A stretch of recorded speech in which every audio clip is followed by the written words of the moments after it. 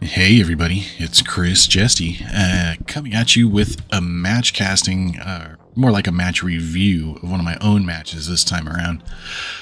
Today we're going to be talking about my round 2 match in the Purple Highlands Mega Mech event in the MRC this month against Mechwarrior Lincoln. He ran the Scrapyard Brawl last time around, and this time Dragon Noob is running Purple Highlands, and so far it's been a pretty fun event. Some of these missions are pretty brutal, and the maps are just as brutal, with lack of a better term right now. There's a lot going on in some of these maps, but before we get to the maps and the missions, first, we're going to go ahead and get into the lists. We'll go over mine quickly and briefly because I'm probably going to be talking about it a good bit during the match. I've got 2 Pouncer Tees. I'll go ahead and pull it up. There's 695 movement profile, Clan XL engine, 24 double heat sinks. They've got 2 plasma rifles and an ER small. They're literally just 2 plasma rifles with legs that can jump. Not bad, fairly cheap battle value wise. I have them at 3.5 because we're allowed to do within 2 skill for Purple Highlands, and they're only 1888 battle value, which isn't terrible for 2 plasma rifles, arguably one of the better weapons in the game. Next up, we've got the Cauldron-Born X. This is my favorite of the Cauldron-Born so far that I've used. It's a 5.8 movement profile, 32 double heat sinks, of course, Clan XL engine, 182 out of 211 armor. Not bad coverage there. It's got 3 ER medium pulse lasers, a rack 5, and a small pulse, ER small pulse laser. All of these are linked up to a targeting computer. It's also got Angel ECM, which actually does kind of play a factor in this match, and Case 2, which is nice for if it goes boom from that rack ammo. And we've got the Ryukin C. It's a 6.9 movement profile, 55 tonner. Everybody knows the Ryukin. 330 Clan XL engine, 20 double heat sinks. Nothing too fancy here. 182 out of 185 armor. Real nice for this weight class. It's got an LB-10X autocannon, which is solid. It's got a large pulse laser and 2 medium pulse lasers. So because I have regular pulse and then ER pulse, I'm not over the pulse limit in theory because I've only got 24 points right here between these regular pulse lasers. And the ERs on the Cauldron-Born don't count because ER medium pulse lasers aren't very efficient. But the targeting computer is nice and brings them back up in line with regular pulse lasers.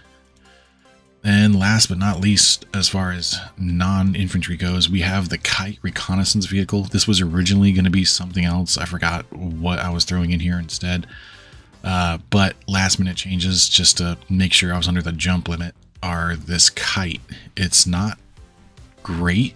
It's fast at a 4.2 movement profile. Oh yeah, forgot to mention the Ryukin and the Cauldron-Born were both 4.4s. This thing is a 4.2, so I can make as many piloting checks as I want, and as long as I don't have any penalties due to anything, I'm guaranteed to make them. The last thing you want is to go careening into a cliff and blow yourself up. It's decently armored, but this thing is a glass cannon. It's not even a cannon, it's just kind of a glass objective runner because it's so fast. And it's got 2 SRM2s that are front facing and 2 AP Gauss rifles and a turret with tag. I've got no LRMs in this list, so the tag doesn't do anything for me. It does have an active probe and an Angel ECM suite, which is also nice. This was literally just in case I had to run the probe mission where the probe would make a difference. Up next is the Elemental 3 battle armor. These guys are solid. They have the advanced one-shot SRM2s, which are pretty brutal, and an AP Gauss rifle, which has the 3.69 range profile. 3 jump with 9 range. Yes, please. They can cover a solid portion of the map once you dump them off. They can get a lot of work done if you keep them moving and keep their TMM up and give your opponent other targets to shoot at, especially with the stealth armor. They're just that much harder to hit. That's it for my list. Now, going over Lincoln's list, we're going to start from the big boys.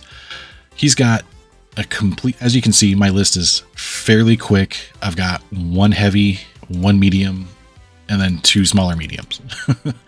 And then a light vehicle and infantry. I don't really have any slabs of meat here. These are just solid skirmishing mechs that are decently quick. He's got a more balanced list. We're going to start with the chonkers, and the biggest one here in particular is the Naginata. He's got it's a 95 tonner, 3.5 movement profile, although that really doesn't come into play in this match, and you'll see why. It's got 30 heat sinks total, 15 doubles, 240 out of 293 armor. Pretty solid for a 95 tonner. It's got an ERPPC, 3 LRM-15s that are Artemis 4 capable, and a C3 master. And he is using the C3 network this time around. He's got the Mauler in it, and I do believe he's got the Phoenix Hawk in it. And we're going to talk about the Mauler right now. It's a 353 movement profile, 270 Inner Sphere XL, which, you know, isn't great. 20 heat sinks total, 279 out of 279 armor. There's a reason I really didn't bother plinking at these things too much throughout the game. And that right there is it. And that's a hell of a lot of armor. He's got 2 LB-10Xs, 2 LRM-15s, and a small laser, just for shits and giggles. And of course, it's slaved up to the Naginata. And we've got the Phoenix Hawk PXH-8CS. It's a 711 movement profile, 45 tonner, as we know. The Phoenix Hawk, 6 jump only, so it doesn't get that extra TMM for jumping 7. It's got an XXL engine, which I didn't notice at the time, and it's also got 28 double heat sinks, so it's sunk enough to sink that extra heat that it's generating from that XXL engine. It's got 136 at 153 armor, not bad for something that jumps for 6, and 2 snub-nose PPCs, and of course the C3 Slave, but also a Guardian ECM, so you can trace Buster anybody trying to block out your C3 network. Unfortunately, I had Angel ECM, so I kind of trumped that. And he didn't really get to utilize his C3 network the whole game. And then of course, he's got Inner Sphere Standard Battle Armor, Magnetic, arguably the best kind, because then you don't need to run an Inner Sphere Omni mech, and you can just slap him onto any old mech that you have.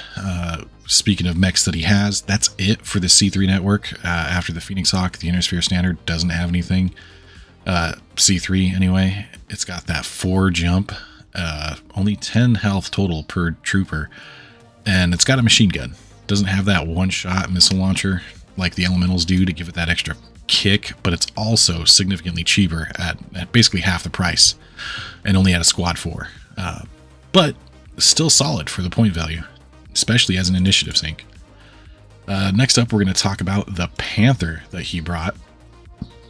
Of all the mechs on the list, I think, on his list, I should say, I think this one is the one I would replace first.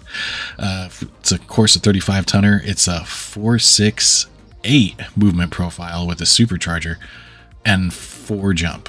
It's got 20 total double heat sinks. It's got ballistic reinforced armor, which actually did come into play a good bit. 119 out of 119 pips of it, so it's completely armored, but it's still only a 35 tonner. It's got an ERPPC and a Streak 4, which means I can't really, it's not going to overheat unless he jumps and fires everything, and I don't think he jumped with it very often. I mean, we'll see in the match, but it's also got Case 2 to keep the Streak ammo from blowing up. And of course, like we mentioned, the supercharger. Now, for the mech that I think gave me the most headache is this Crab CRB 54. It's of course a 50 tonner, as we all know. 711 14 movement profile with the supercharger. This is a freaking locust in crab form. This thing is ridiculously fast for its weight.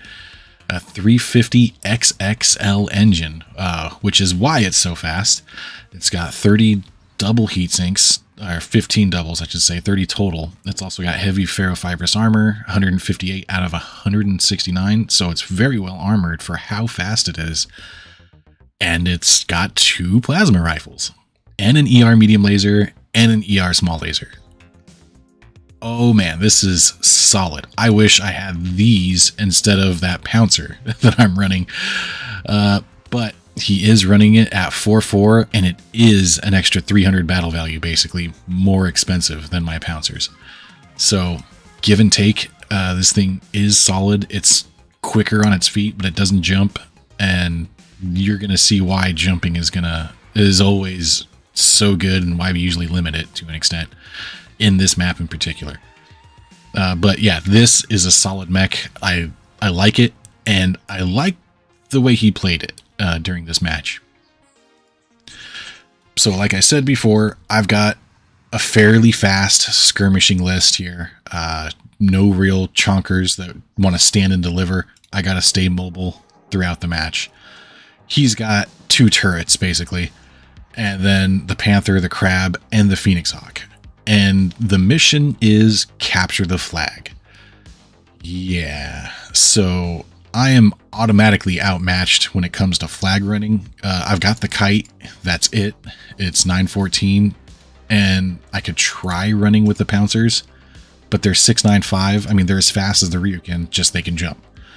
That's it. That's all I've got to try and run objectives. And of course I could try to run with the elementals, but you have to get it back to your side of the map.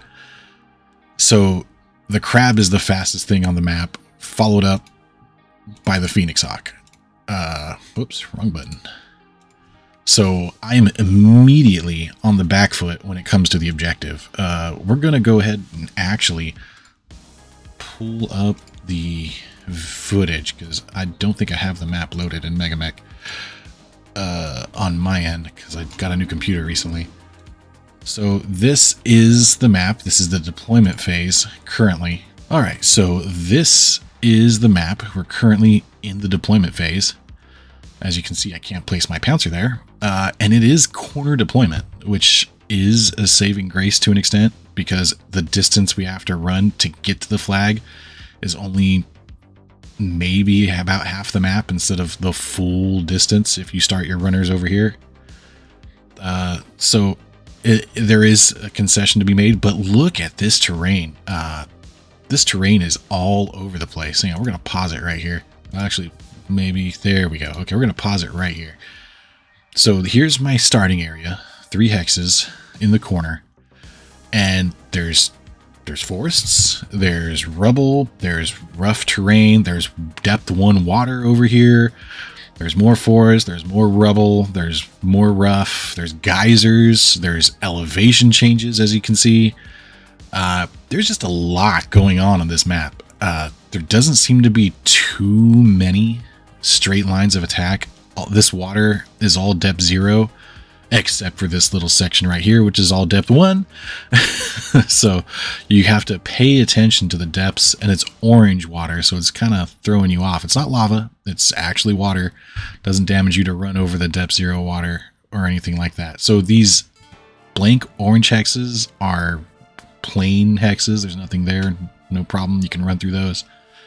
But there's a lot of stuff that's just there. Like, I think this might be tundra or swamp or something. I don't remember. But there's just a whole lot of movement blocking when it comes to running. So a jump of 5 that my Pouncers have, I can easily go back here and 1, 2, 3, 4, 5, and we'll land in this forest. And I've got more options, or land up here, whatever, you know.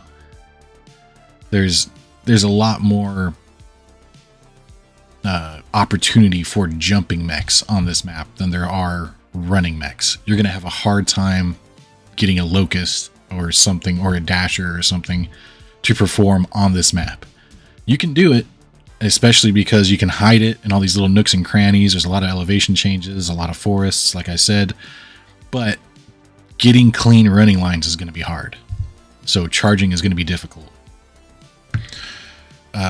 So we're going to go ahead and get into deployment. As you can see here, I've got my kite there. It's on basically the straightest line I can get it to in order to get to the objective.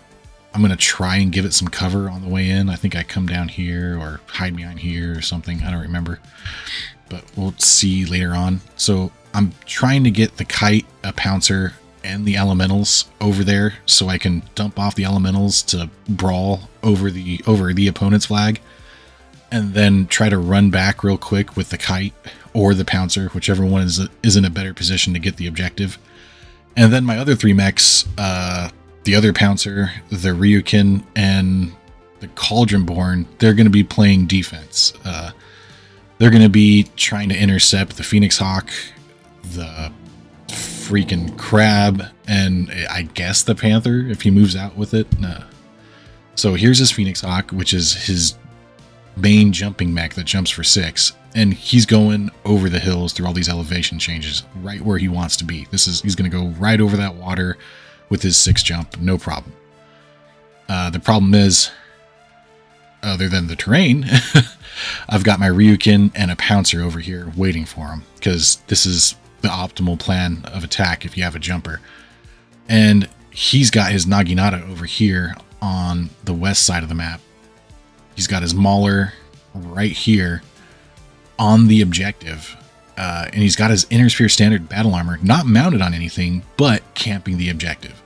So if I get there, I'm going to have to deal with that Mauler at point blank range, and likely deal with Inner Sphere Standard Battle Armor jumping on my target and trying to leg him. And they have a 2 melee skill, so more than likely he's going to connect with that melee with that leg attack.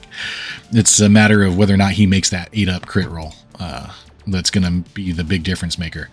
So these are all things I have to keep in mind while I make my attack run on his flag.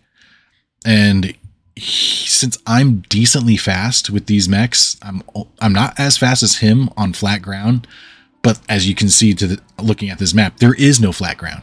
He's gonna have to jump or run through the hills or run through all this rough terrain, and he's not gonna have any clean attack paths. So yeah, there you go. As you can see, I get my scout vehicle right here under this level 1 hill. Give him some cover so that way he can't attack. I run up with the Cauldronborn to start taking pot shots and screening, trying to force the crab to stay down this way, where this is the clean running line going this direction, so I assumed the crab would make a pass this direction so I could get side shots on him with limited forests in the way. Or start poking at these Naginata and the Mauler or the Panther, depending on what the numbers look like, if they're feasible or not. So he moves his Panther up. He moves his Naginata up a little bit, and I think that thing stays there for most of the match. There's the movement phase. All right, and that's pretty much everything. I jump the Pouncer up a little bit. He jumps his Phoenix Hawk down here into a hole and hides it. He runs his crab up to get into melee with the kite, and I unload on this crab with everything, and I think I whiff with just about all my shots. As you can see, I'm lining up. This is the only thing that's giving me clean shots. I don't really want to shoot at the Naginata or the Mauler. And I do get a head hit, and I take out the sensors on the crab, which is real lucky for me early on. But the crab's an objective runner, as far as I'm concerned. Sensors are secondary, and all the rest of the shots miss. Nothing to write home about. He does connect and bonk me in the head with a Cauldronborn. So it's his first head hit of the match, which will come up later. I guarantee it. And then the rack misses. I plink him with some medium pulses. Not much really to write home about in this first round. Most first rounds are pretty uneventful and unexciting. The good thing is that he does miss the kick with the crab, but he doesn't fall.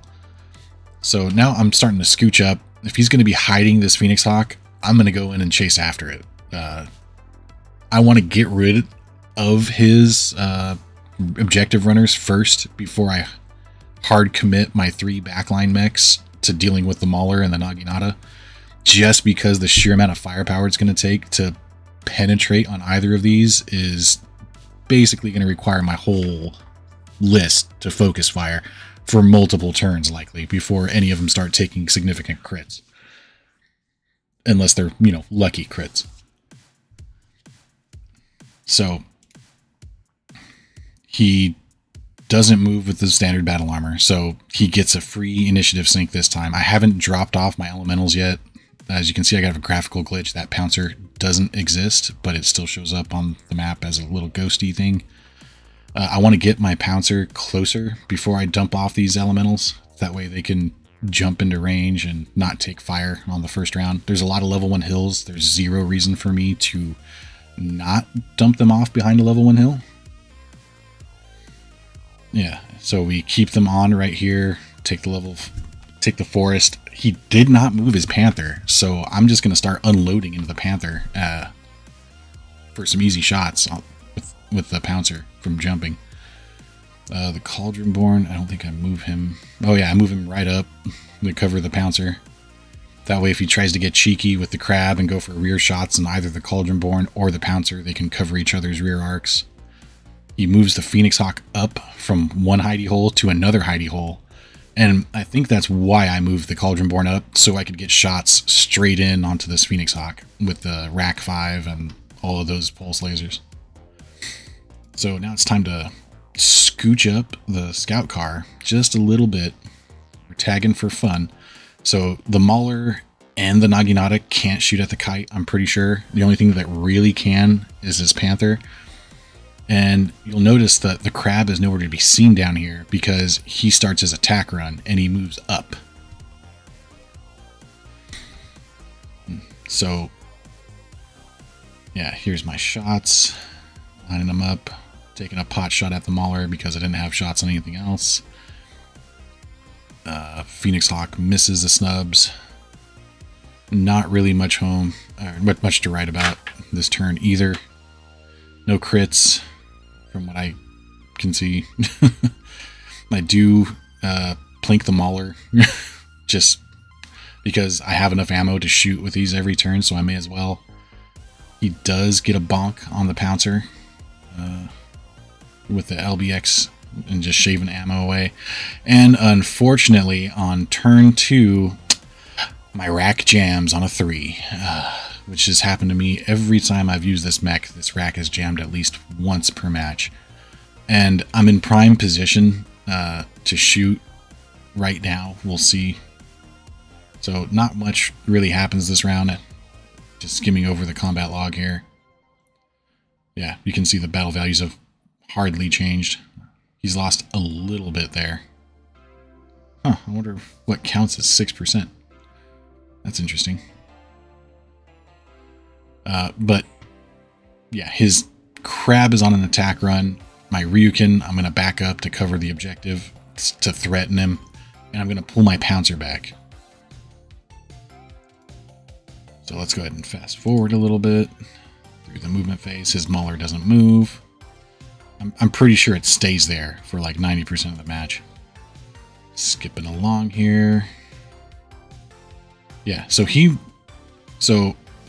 this little move right here, he moves his Crab up into this little hidey hole and he's threatening the objective. So he can definitely get there with the 7-11 movement profile with the supercharger up to 14. So you could go, it takes 1 to stand up, I think, and then turn, or 1, 2, 3 to get out of the hole, 4 to turn, 5, 6, 7, 8, 9, 10, 11, 12, 13, 14. He can get to the objective if he wants on the next turn. He just has to burn mask. And since he's in a hidey hole, if he already used his mask to get there, he can let it cool down. I don't think he did because he was only right about here somewhere. So he can probably run up on the objective next turn and claim a flag, which is worth points. So I don't like that. So I'm going to pull the Ryukin back and babysit the objective. And if he does get on the objective, I'm in kicking range right there with the Ryukin. because he can make it to that hex. He can probably also make it to these hexes back here, depending on which route he takes. But I am in point blank range with pulse lasers, so I'm going to have real low numbers regardless of which route he takes. So then we scooch up with the scout car again down to this little hidey hole in the back. I'm worried about the Panther. I don't really want to get kicked because it is a hover vehicle, and hover vehicles don't do the best when they get damaged. Usually they take motive crits, which we'll see later on. So I'm starting to pull back with the Pouncer. That way I can double team this crab and maybe try to block him from getting up onto the objective, depending on which route he takes, of course. Or just put him in a really bad spot if he does take the objective, to where he's going to get meleeed and unloaded on by 2 different mechs.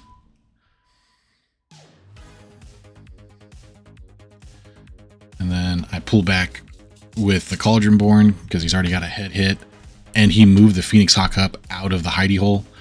So I'm going to try and chase the Phoenix Hawk and get rid of and get shots on any objective runners that I can. Right now, I've got 3 mechs that can unload on this Phoenix Hawk, and I think I'm going to commit right now with the Pouncer and the Kite. Yeah, as you can see, there's the piloting checks for the Kite. Needs 2, needs 2. Guess what? It's got a 2. So it's always going to make those piloting rolls. So the Mauler can't see it. The Naginata can't see it. He moves the Panther into melee, and I get rear shots on the Panther with the Pouncer. And I can jump dump the elementals here. They can jump up into this forest here and then be on the objective next turn, or into the Mauler's hex and start leg attacking it, which is kind of futile. I have to get lucky to do a crit on the Mauler and hope it falls. And it's got a lot of leg armor, like 20 or 30. So I'm going to have to be there for basically the whole game trying to leg attack it in order to get anything out of it. So instead, I just line up shots onto the Phoenix Hawk. Here we go into the combat log. Fortunately, the Pouncer whiffs. The other Pouncer does connect with some solid damage on that Panther. And the Cauldron Born does connect with, oh, I'm sorry, that's the Ryukin. Connects a little bit on the Phoenix Hawk because this was, he exposed himself, so he got focus fired. Usually when you go over the top and make an attack run on the objective, you want to give your opponent a target-rich environment. So that way they have 3 or minimum of 2 to 3 things to shoot at instead of focusing all their fire on one of your runners. So I kind of feel like this was a bit of a tactical mistake on Lincoln's end, because I was just able to unload on that Phoenix Hawk with no qualms. And here we go. We get a little bit of RNG. I miss a kick on 3. He misses a kick on 3. I fail my piloting check on 3. And then he fails his piloting check on 3. So we both miss kicks and we both fall. Makes you wonder about the RNG a little bit. All rolling 3s. That's like 4 3s all in quick succession. Not really anything interesting. Heats are all nominal here in the heat phase.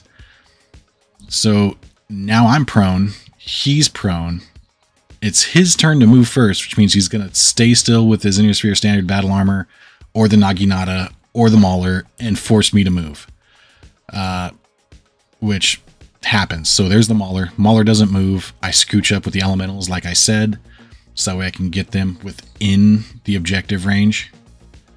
And this is the turn where I go over the top. I pull back with the Ryukin just so he can't get behind me, and I can unload with all my weapons, depending on, no matter which hex he goes into, I'll be able to hit him with everything where I'm at there. And now we get into a little game of cat and mouse. I'm going to move up with a Pouncer. And where did it go? Okay, not yet. So I move the Pouncer up. He jumps the Phoenix Hawk across the river. I jump the Pouncer into melee range with him, and I move up with the Cauldron Born. I choose not to try and unjam the rack because I need to stop this Phoenix Hawk from getting on the objective and scoring. like I said, I think this is where he makes a mistake and does not go over the top with the crab and get on the objective and give me multiple targets to shoot at. He stays hiding in that little corner with the crab. So this is where I make my attack run. I move up with the pouncer, not onto the objective because I can't quite make it there unless I jump, and I'm prone, so I can't.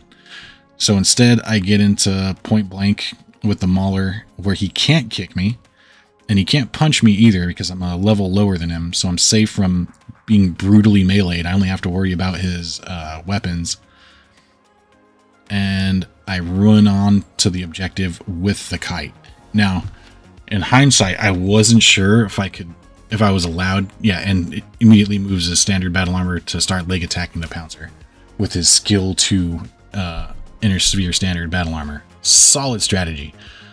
So as you can see, I'm trying to get the kite lined up to where I can get out of dodge next turn and start making my way back. Because I'm going to get in the rear of the Mauler to where he can't shoot me, or at least not shoot me with a lot of things. And I really don't want to be right next to the inner sphere standard battle armor in case he decides to shoot me with his machine guns and generate a bunch of motive crits. Because then I'll be really slow. So instead I go behind the Mauler and take the risk of him shooting me with the inner sphere standard battle armor. It's either he gets the leg attack with his skill 2 leg attack, or he shoots at the kite. And I think he goes for the leg attack if I'm not mistaken. And I at least get to unload into the rear of the Mauler and poke him a little bit and threaten his backside. These shots right here are all pretty much obvious. Since his crab is still in hiding, I'm 90% sure he's still up in that little hidey hole. My shots kind of speak for themselves here.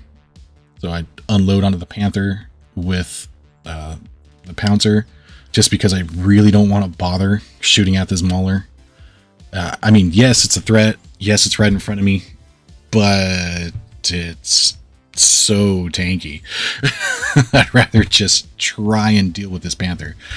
It's got ballistic reinforced armor, so the plasma rifles are going to do full damage to it. Unfortunately, they miss. The Phoenix Hawk with the Pouncer over here, and I miss my shots on the Panther. I don't even go for the rear shots on the Mauler just because it's not worth it. And we get a motive crit from the LRMs on the Naginata, which is not what I wanted. This is bad for me.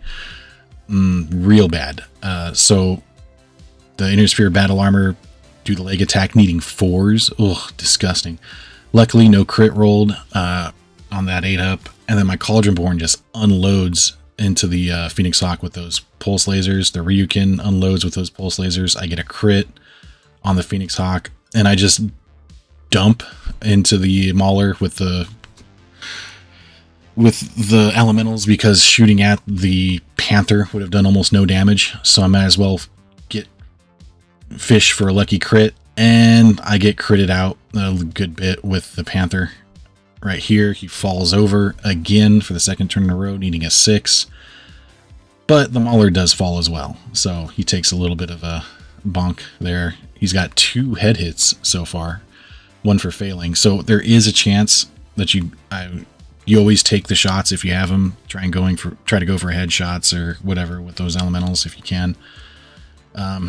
Unfortunately, since his Phoenix Hawk fell from taking too much damage from getting focused by 3 mechs, I get a nice, easy kick on him. Well, not easy, I need 8s, which is, you know, not ideal. But I do land the kick and get rid of his right arm.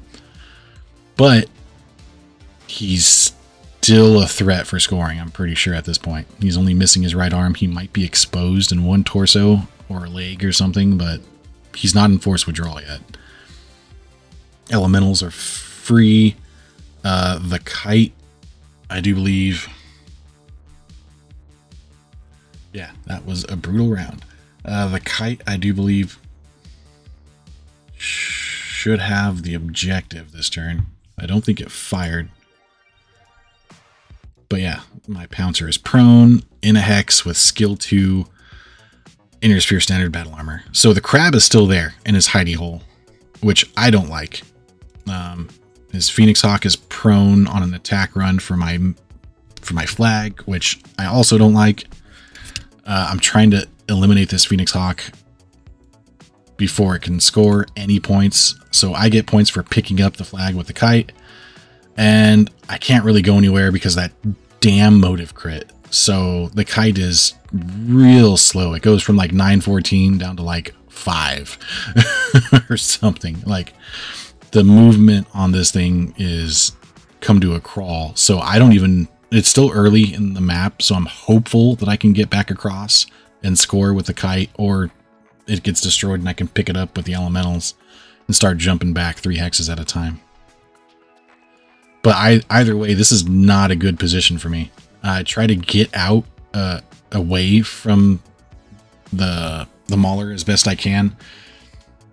That way he has to turn around to get shots on me or flip his arms. I can't really get away from the Innisphere Standard battle armor. And I wanted to have cover from the Naginata so I could at least block leg hits, because I'm already taking leg damage from the Innisphere Standard.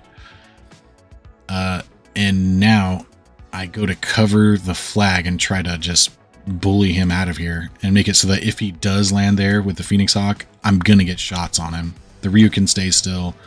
The Pouncer moves up to start and threaten the crab if the crab comes out. The crab had already moved at this point, so I decided to threaten the crab in his little hidey hole. Because of where the crab was at... Oh, the Mauler file. Hey, what do you know? Because of where the crab was at, I could DFA it off the map if I land the DFA. I'm a skill 5 versus a skill 4, so it's not going to be a good roll.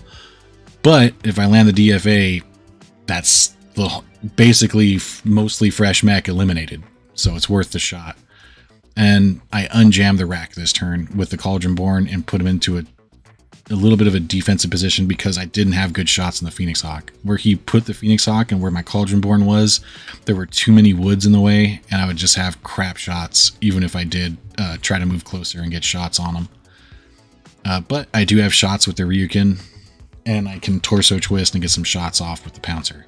So I still have kill threat on the Phoenix Hawk. And he turned around and gave me rear arc.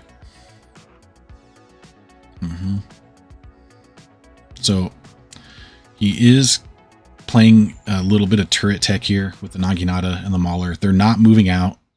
They're busy dealing with my objective runners. And I can say we're both beating our objective runners to a pulp. So here's the combat log. I take another motive hit on the kite and a sensor hit, so it's going to have crappy numbers to shoot, which isn't its purpose anyway. But I do connect on to the Phoenix Hawk in a big way, crit out jump jets, go internal on the center torso rear, and he crits out my leg on the Pouncer. So the Pouncer's dead in the water at this point. That's right next to the enemy objective. And I do unload onto the Mauler with the elementals, and I do get a little bit of a crit onto him just because I'm here.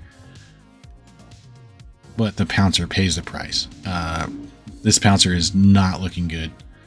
His Mauler falls again. I'm hoping to get more head hits on him to try and knock him unconscious, but they're just not happening. The Phoenix Hawk also falls from taking more than 20 damage, surprisingly. I think I hit him with plasma rifles. But yeah, it's not looking good for my objective running force. But my flag defense force is killing it. So now we get into melee, and melee's done. Now we get into movement. Okay, so unfortunately, I lose initiative. So I can't threaten the DFA on the crab because he's always going to move it last. He knows it. I know he knows that I have DFA threat on the crab. So he knows I'm not going to move that Pouncer until he moves that crab, or I'm going to wait and move that Pouncer and move it last so that it threatens or blocks the crab. So the crab's not going to have good options for getting out of the pit. And I definitely don't want to go to the edge. Like right here to block him would be bad, because then he can try and just get up and charge me off the map. And he's got a skill modifier advantage on me. So I need to stay away from the map and also threaten him with that crab, so that if he wants to stay in that hole, and he loses initiative again, I get another DFA chance on him. Since the Pouncer's already been legged, there's no point in trying to move it. I'm just scooching along with the kite. Yeah, it moved a grand total of 2 hexes because that's as far as it could move. Because it just took 2 motive hits. The Pouncer's dead in the water. The kite's moving slow as molasses. It's definitely not going to make it back in time, moving 2 or 3 hexes in a hovercraft movement. If I could jump 3 hexes with the elementals, it would be one thing. I think going for the flag with the kite was a mistake because of how susceptible the vehicles are to motive hits. If I would have waited a turn and gone for the flag with the elementals, I think I would have been in a better position to guarantee high score. But yeah, so I jump the Pouncer from here to here, keeping that 5 distance onto his little hidey hole, and basically tell him, you need to either get out of the hole next turn and make an attack run, or pull back so you don't have threat on this and I can move the Ryukin up. So he's tying up my Ryukin.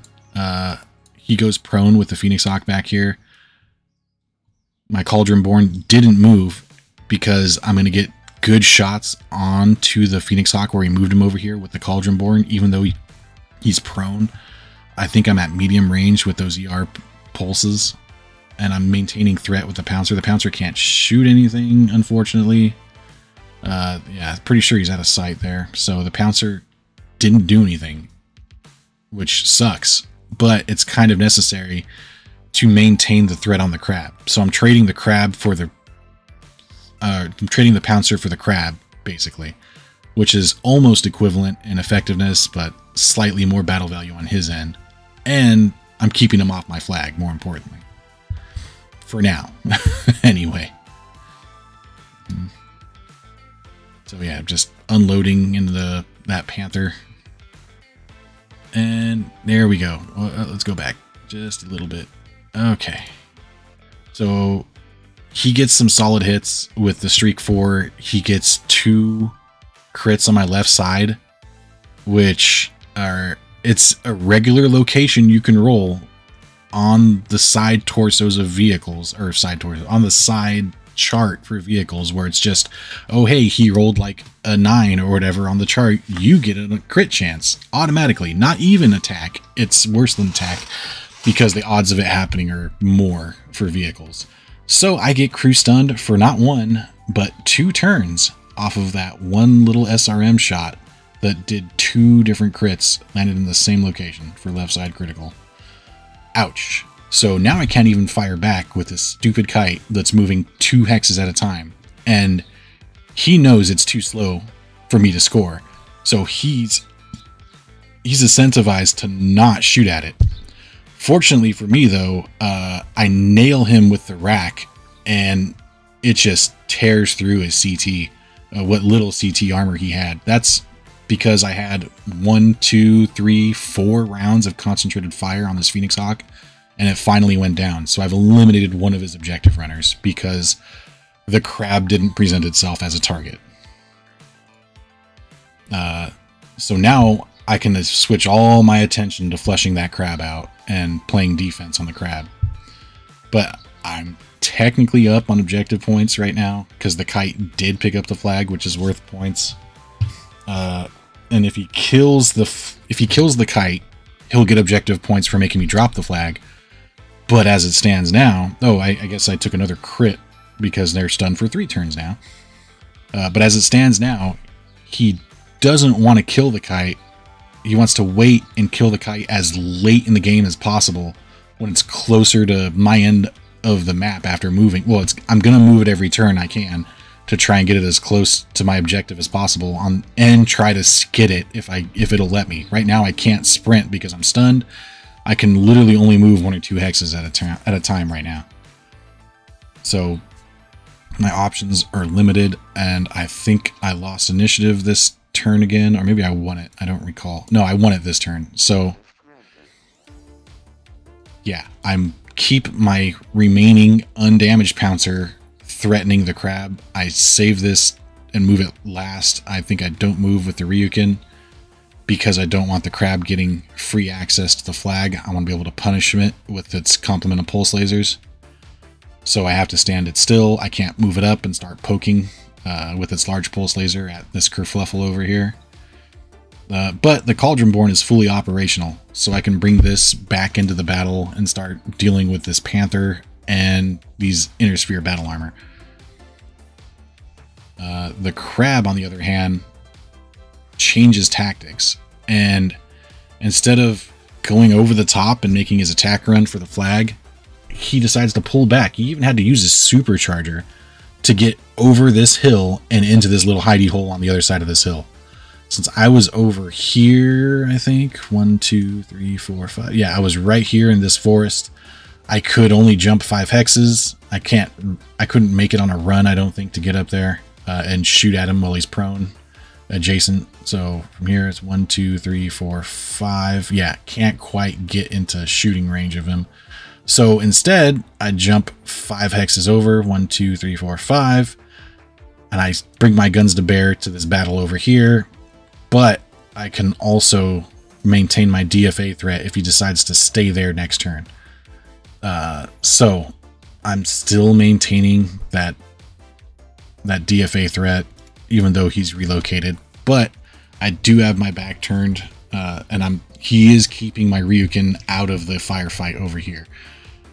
And the Ryukin does have some long-range weapons with that large clan pulse laser and the LB-10X. I don't have to be that far up the map to start poking, but I can't because he's threatening to score with the crab. And if he does get the flag with the crab, I'm going to have a hard time chasing it down with the Ryukin because he's faster. Granted, I'll have pulse lasers, so I'll still have decent shots, and I can turn around with the Pouncer and the Cauldronborn and just unload into the crab like I did the Phoenix Hawk. So he's staying hiding and gonna try and tie me, I'm assuming, on objective points by picking up the flag toward the end of the match and then killing the kite at the last possible turn, like turn 14 or 15, where I can't pick it up and score again with another mech, and getting points for making me drop the flag. So he's probably gonna try and win just barely on the objective front. I'm assuming anyways that's his plan. Whether or not that is his plan is another story. So as you can see, I'm down 1 mech over here. The Pouncer's done. I'm basically down the kite. He's stunned for 3 turns, so he's pretty much useless. And I'm trying to deal with this Panther that's been harassing the kite. And I do get some decent shots on him. Since he's got BAR, the rack doesn't do all that much damage. But I do get internal, and internal does full damage. But the ER mediums do chew through that BAR perfectly fine. So, and then I do get the leg attack with the Panther, or on the Panther, I should say. And I'm not shooting because he's got BAR, so they'll do almost no damage. I might as well do the 5 damage from the leg attack and try and force a crit. The LB-10 from the LB-10's jack up my Cauldronborn. The Panther falls, and that's pretty much it for that round. So I'm lighting up this Panther, trying to make it so that he has to move his Mauler up or his Naginata and get them away from the flag.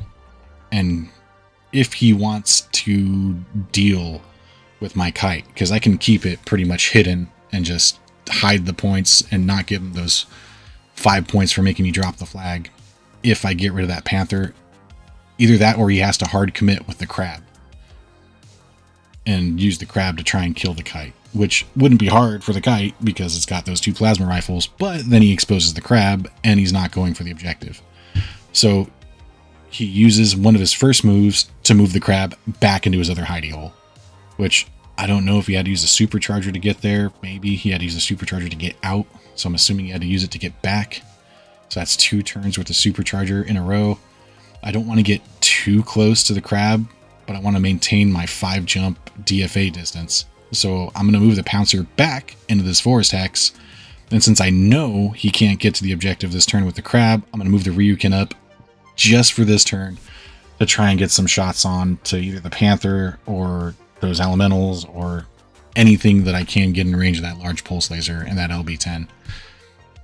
So we maintain our DFA threat on the crab. So if we're forcing him to either, if I win initiative and he's forced to go first, he has to either go back with the crab where he's making no progress and running out the clock, or he has to go over the top and make his attack run on the flag where I can just turn around on him with the Ryukin. But I can bring the guns to bear with the Pouncer this direction in the meantime, since the crab has already moved. This Pouncer is prone behind a level 1. He's essentially completely out of commission. He's got no indirect fire, no nothing. I'm legged. I can't stand up. I don't have enough movement to stand up. So he's basically just waiting to die in free battle value for either the Naginata or the Mauler.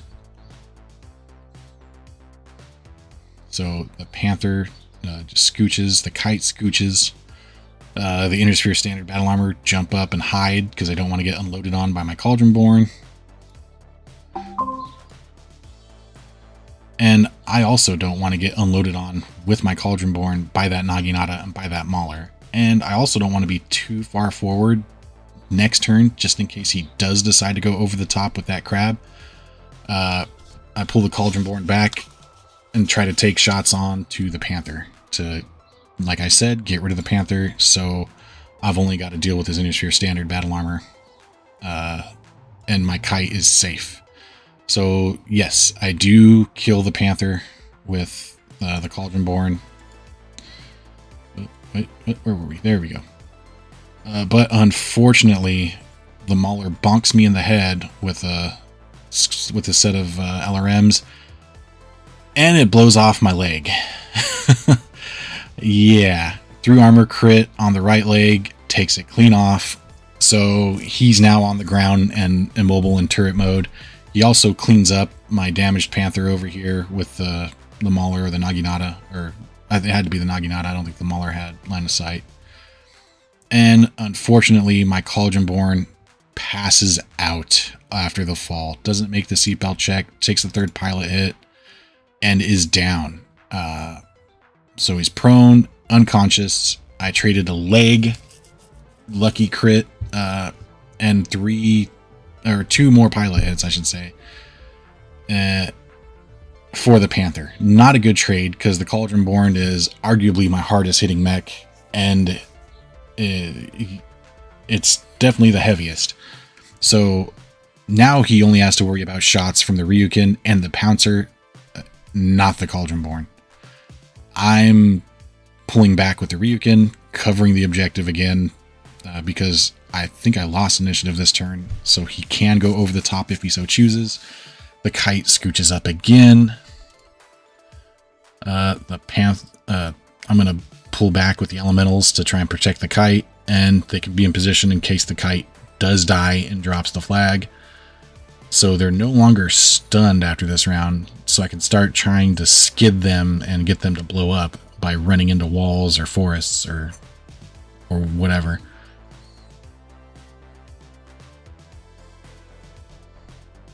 And yeah, since I did lose initiative, I jumped the crab over to try and block his access to the flag, or at least give him in a disadvantageous position to where I'm going to get shots with at least one of my plasma rifles if he does, while also maintaining threat on those Innisphere Standard Battle Armor. And he decides to stay still with the crab in his little hidey hole, biding his time. I do get some shots onto the battle armor, but he gets shots and just chews up my poor little Cauldronborn. He can't move, so he's at -4. He's prone, so he's at +1. They're all standing still, so their shots are real easy, like 5s or 4s or something. Maybe even 6s or 7s onto the Cauldronborn. Either way, I've basically written the Cauldronborn off unless he woke up this turn, which he didn't. So he's still out for another turn. But this is where it starts to get interesting. The Ryukin just pivots, that way I can cover this field of fire. and not be facing my own corner. He decides to not move with the crab after I move the pouncer back into threatening position. He's still not going over the top. He's still not killing the kite. He's got free battle value there in that Cauldronborn that he can take out at his leisure for the time being. It's not going good. So for me right now, I don't think I can make it back in time to score. He's lighting up my Cauldronborn with all these free shots, and eventually it's going to go down. And I'm not hitting his elementals, or Inner Sphere Standard, I should say, with anything except my elementals. But my kite is making progress. I forgot what turn we're on at this point, but it's getting late in the game. We're well past like turn 7 and 8. We're way past the halfway mark, so he's gonna have to start making moves. Yeah, that pouncer still doesn't exist, and it's still a little graphical error. And funny to see him there. Hi, buddy. Sorry you died. So we're just scooching up. Now he can't get shots on the Mauler or Naginata onto the kite, which he was never going to anyway. The Cauldronborn still sitting there because it's unconscious. Ryukin standing still to cover the flag again, but I'm at least going to get decent shots onto the Inner Sphere Standard Battle Armor there. My elementals can't see his Inner Sphere Standard Battle Armor this turn, so not much they're going to be doing this turn other than sitting there looking pretty. And this is the turn he decides to go over the top. So I move the pouncer back to try and get him into short range for my plasma rifles. He can't shoot this turn to pick up the flag. I go to unload on him with everything I can. And since he's in point blank range and I've got pulse lasers, my pouncer's a skill 3. He's only got a 3. I need 6s, and I need like 5s or 4s with the Ryukin. He's going to take a lot of damage this turn, one way or another. Elementals can't do anything, of course. Kite can't do anything, and I light this crab up. He takes a good chunk of damage. Here's my poor little Cauldronborn getting mauled again. More sections of it getting destroyed, and there it goes. Now it's completely dead, so I don't even get the initiative sync out of it this next turn. But I did jack up his crab pretty good. As you can see, one turn of fire brought his armor down very low. Yeah, that is not good for the crab, and I understand why he tried to hide it for so long, because it's not as heavily armored as you might expect for a 50-tonner.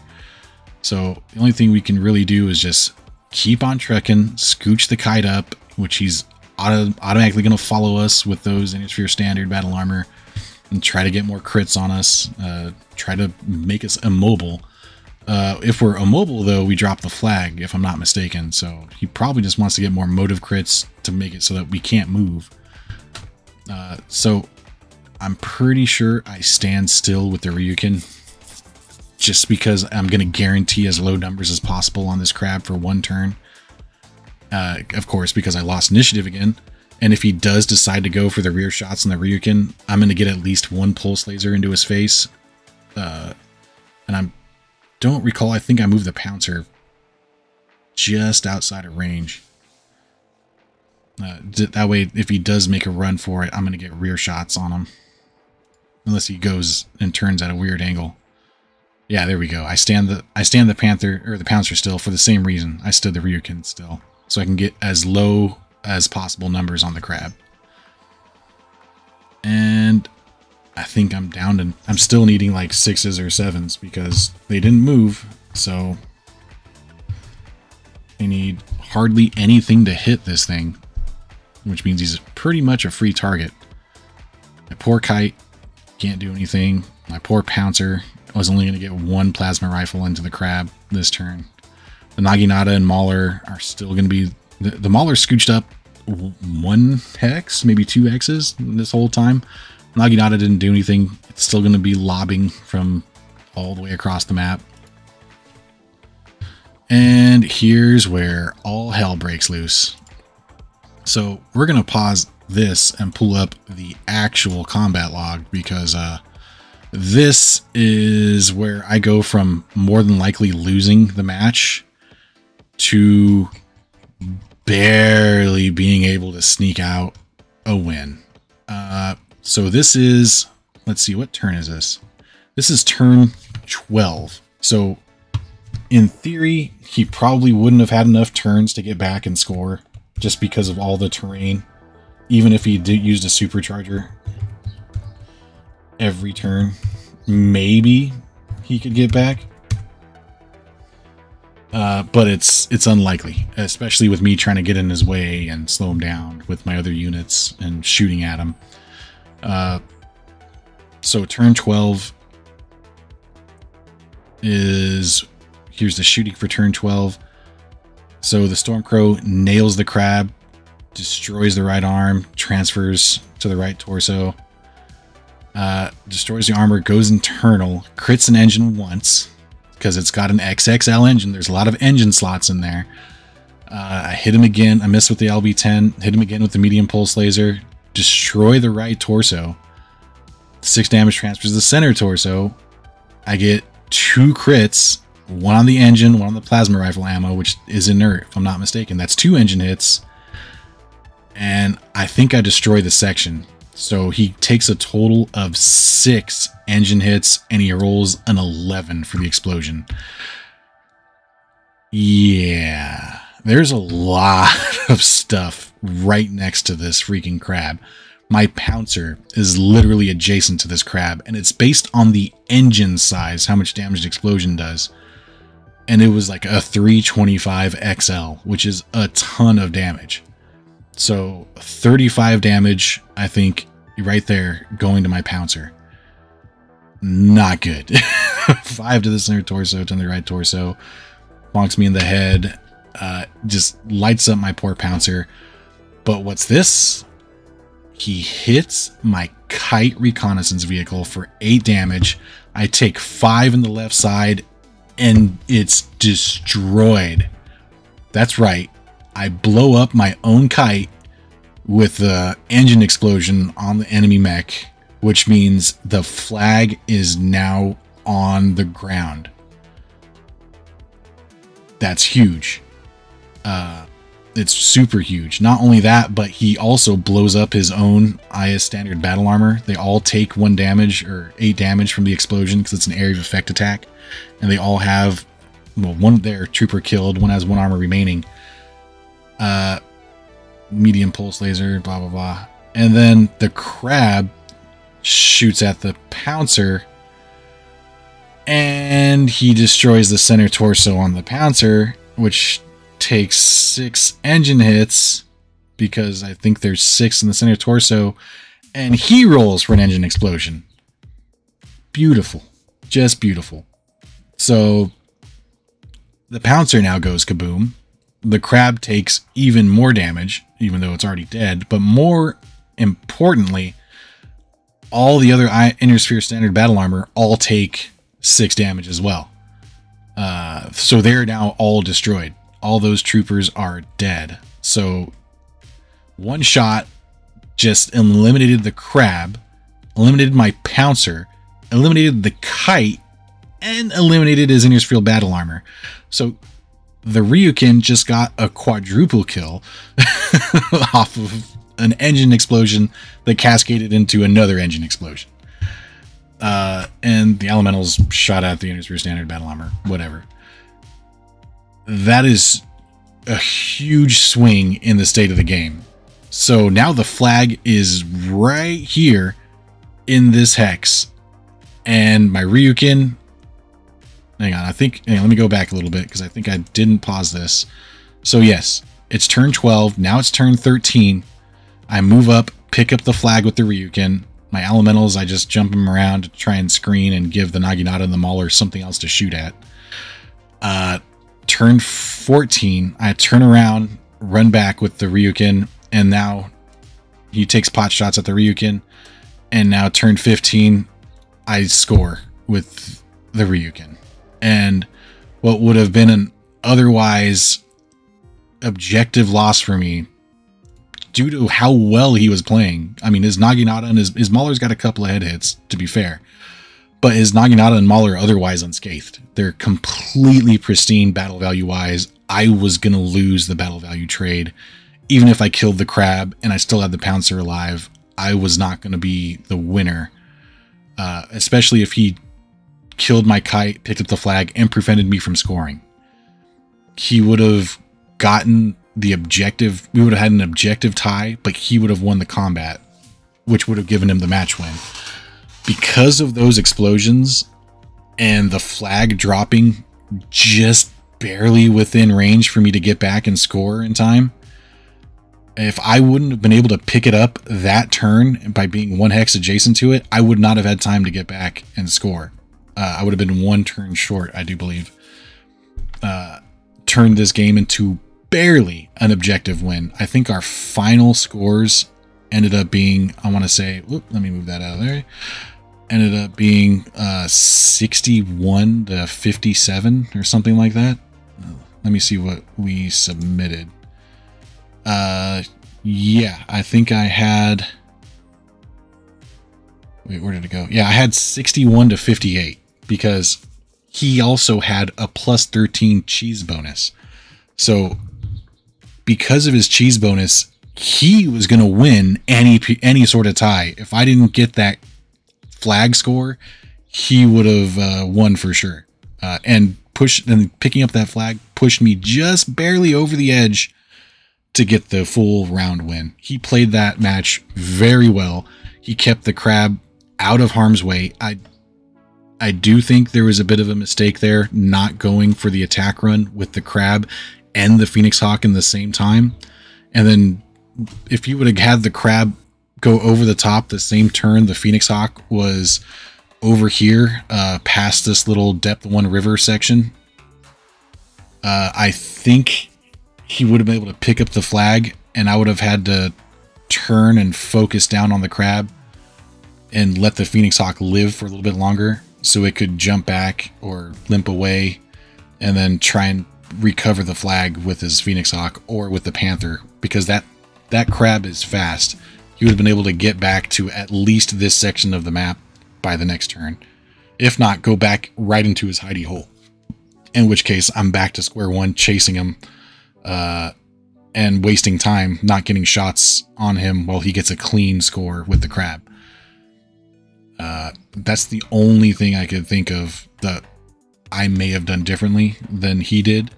But otherwise, he played the match very well. His defenders were very scary. The Naginata and the Mauler are both... Because he places Naginata 1, 2, 3, 4, 5, 6, 7 hexes, maybe put it up 1 more, so that way I'm right at 7 in these 3 hexes, and then just out of 7 right here. I mean, it's slightly less of a penalty where he's at, where I'm in minimum. So I think that's better than getting the +2 for going into medium. So his positioning with the Naginata was pristine. The Mauler was large and in charge and beat the crap out of my poor Pouncer, critted out my kite and everything, so it couldn't get the score on its own.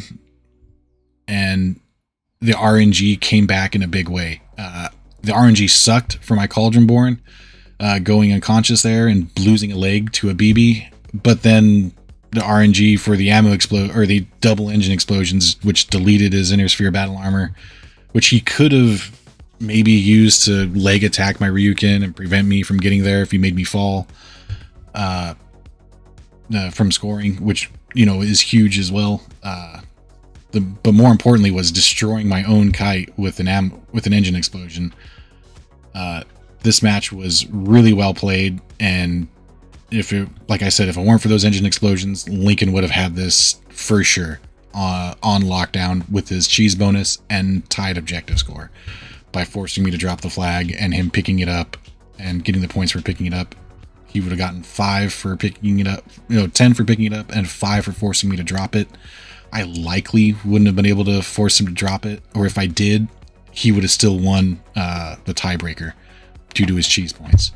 But well played, Lincoln. Unfortunately, the big bada boom swung it just barely into my way, Extremely close match, really fun to play, really tactical and positioning based, as you can see with the crab playing cat and mouse and the pouncer up top.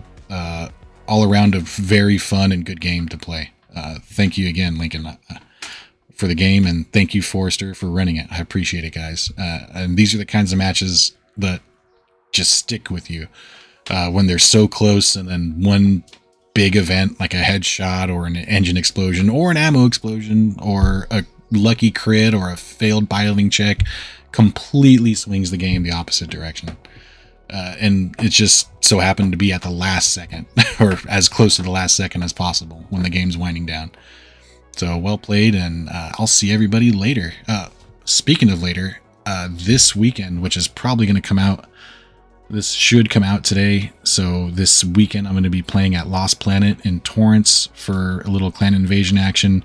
And then the weekend after that is the SoCal Open, which I'll be running down in Del Mar, California. So hopefully if you're local, I'll see you there. I'm going to be running Classic on the 19th and Alpha Strike on Sunday, the 20th. And I've got trophies and prize support and all kinds of goodies. So if you're interested, come by and check it out. Say hi. You have to pay for parking, but other than that, it's going to be a good time, and hopefully we'll get some pizza and or beer after each day. But thank you everybody for tuning in, and I'll see you next time. Later.